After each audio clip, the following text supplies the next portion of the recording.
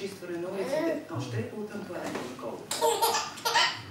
След това дойде ред и на затворниците. Италианските власти направиха социално полезно на провинилите се пред закона, като ги ангажира в разчистването на снега. Излежаващите присъди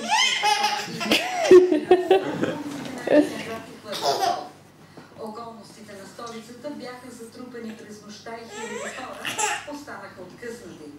В периферията на няколко селища се забелязаха дори а жително пострадалата преди 3 години за населението Лакова бе дори ухапан.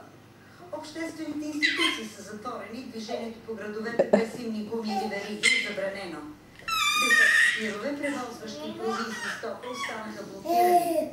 Супермаркетите изчезнаха основно, тъй като населението в паниката си се зареди масово. Подобряване на времето се очаква след понеделник, но жертвите на студа на пенилите са вече десетки. За BTV новините от Рим, Антоанета Николова. Така малко по барабанчето.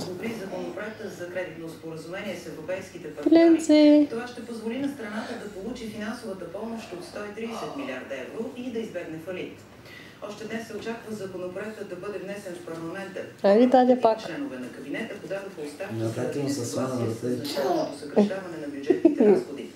Междувременно в страната продължава 48-часова доставка срещу мерките за икономии. Маскирани демонстранти хвърляха коктейли Молотов, камъни и бутилки